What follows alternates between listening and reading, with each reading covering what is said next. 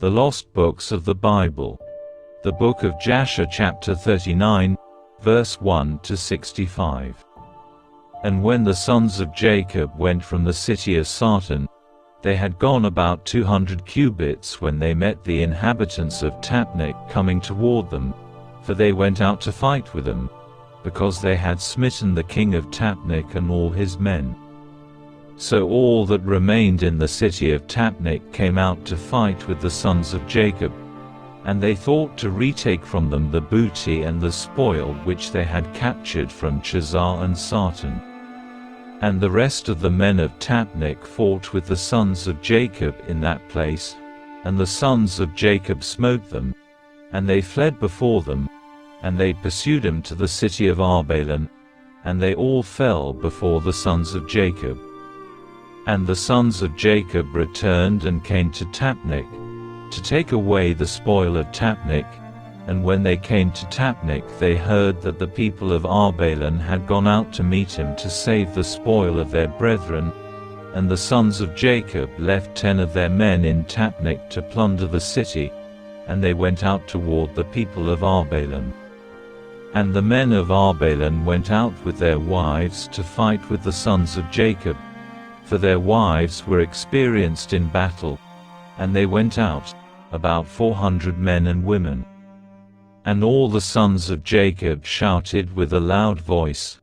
and they all ran toward the inhabitants of Arbelan, and with a great and tremendous voice. And the inhabitants of Arbelan heard the noise of the shouting of the sons of Jacob, and their roaring like the noise of lions and like the roaring of the sea and its waves. And fear and terror possessed their hearts on account of the sons of Jacob, and they were terribly afraid of them, and they retreated and fled before them into the city, and the sons of Jacob pursued them to the gate of the city, and they came upon them in the city. And the sons of Jacob fought with them in the city, and all their women were engaged in slinging against the sons of Jacob, and the combat was very severe amongst them the whole of that day till evening. And the sons of Jacob could not prevail over them, and the sons of Jacob had almost perished in that battle, and the sons of Jacob cried unto the Lord and greatly gained strength toward evening, and the sons of Jacob smote all the inhabitants of Arbelan by the edge of the sword, men, women and little ones.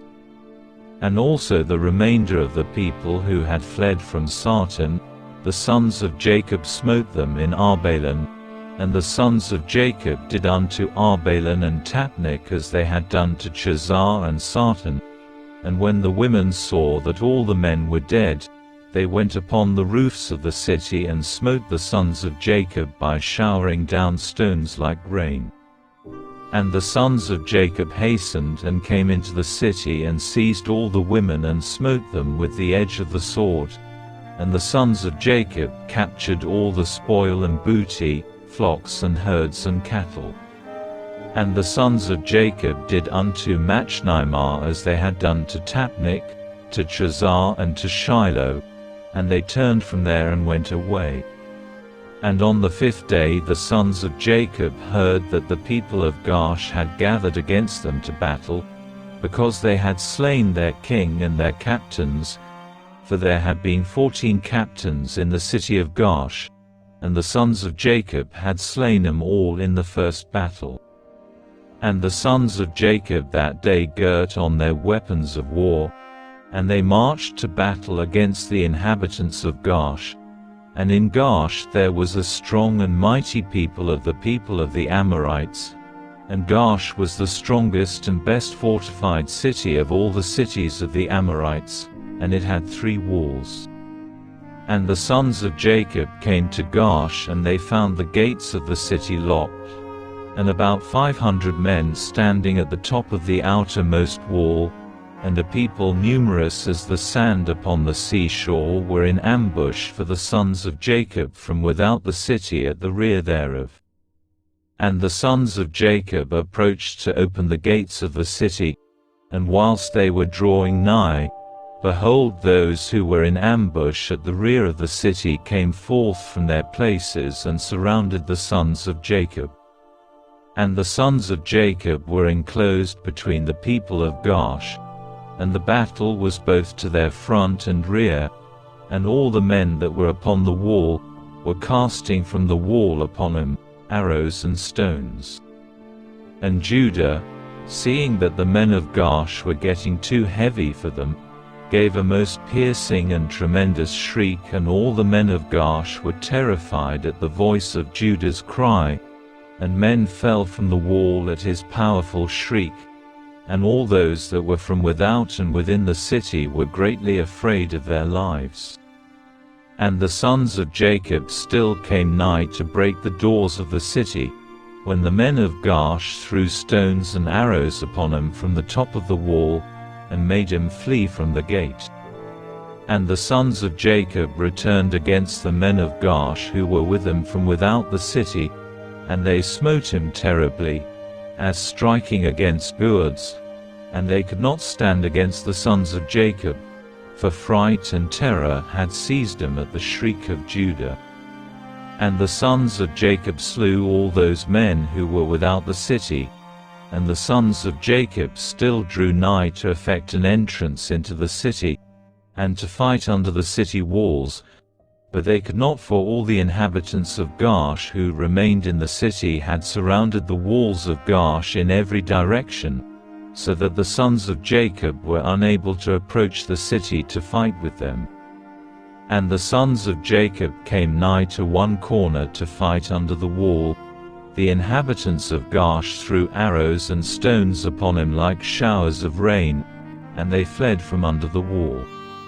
And the people of Gaash who were upon the wall, seeing that the sons of Jacob could not prevail over them from under the wall, reproached the sons of Jacob in these words, saying, What is the matter with you in the battle that you cannot prevail?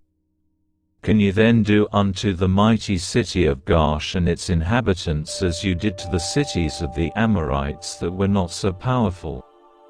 Surely to those weak ones amongst us you did those things, and slew them in the entrance of the city, for they had no strength when they were terrified at the sound of your shouting. And will you now then be able to fight in this place? Surely here you will all die, and we will avenge the cause of those cities that you have laid waste. And the inhabitants of Gaash greatly reproached the sons of Jacob and reviled them with their gods, and continued to cast arrows and stones upon them from the wall. And Judah and his brothers heard the words of the inhabitants of Gaash, and their anger was greatly roused, and Judah was jealous of his God in this matter, and he called out and said, O Lord, help, send help to us and our brothers. And he ran at a distance with all his might, with his drawn sword in his hand, and he sprang from the earth, and by dint of his strength mounted the wall, and his sword fell from his hand. And Judah shouted upon the wall, and all the men that were upon the wall were terrified, and some of them fell from the wall into the city and died, and those who were yet upon the wall, when they saw Judah's strength, they were greatly afraid and fled for their lives into the city for safety. And some were emboldened to fight with Judah upon the wall, and they came nigh to slay him when they saw there was no sword in Judah's hand, and they thought of casting him from the wall to his brothers, and 20 men of the city came up to assist them, and they surrounded Judah, and they all shouted over him, and approached him with drawn swords, and they terrified Judah, and Judah cried out to his brothers from the wall. And Jacob and his sons drew the bow from under the wall, and smote 3 of the men that were upon the top of the wall, and Judah continued to cry, and he exclaimed, O Lord, help us, O Lord, deliver us,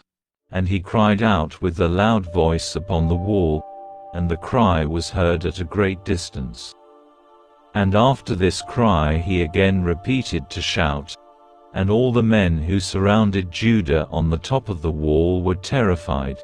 and they each threw his sword from his hand at the sound of Judah's shouting and his tremor, and fled.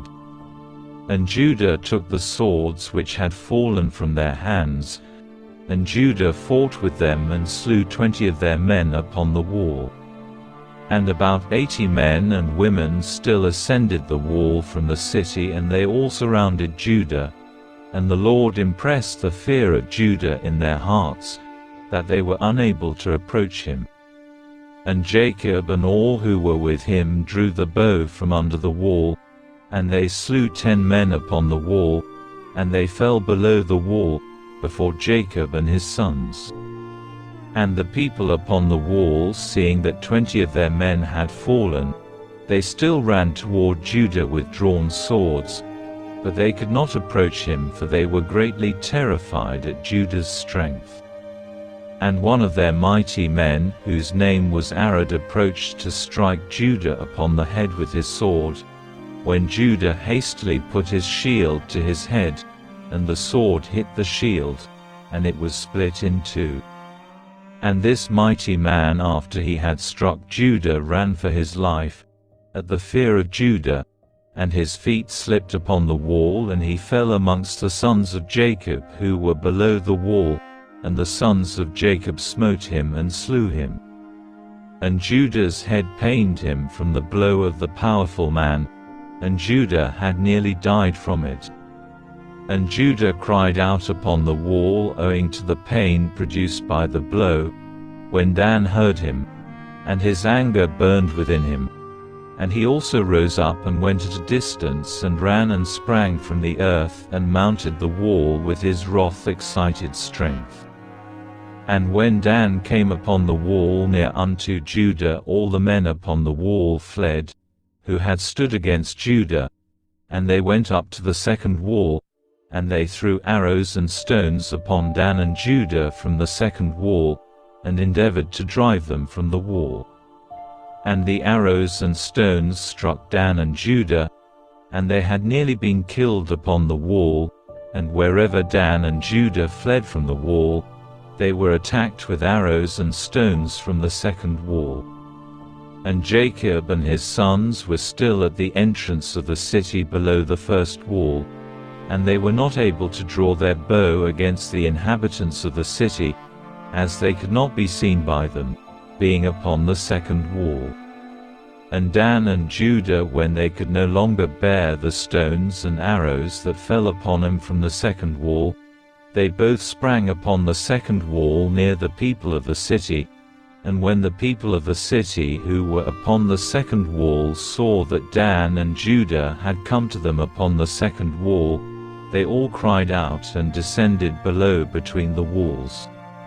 And Jacob and his sons heard the noise of the shouting from the people of the city, and they were still at the entrance of the city,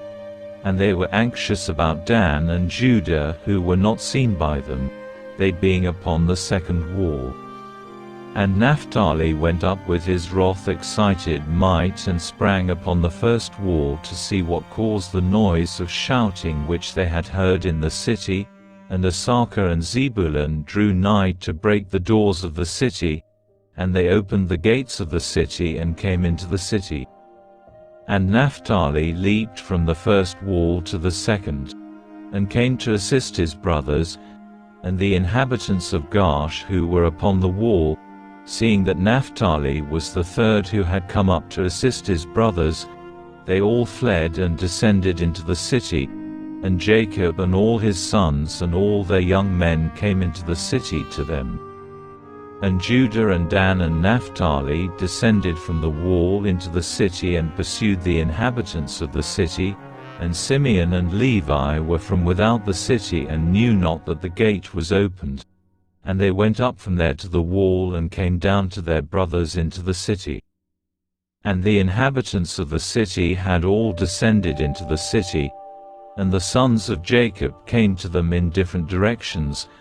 and the battle waged against him from the front and the rear, and the sons of Jacob smote him terribly, and slew about 20,000 of them, men and women,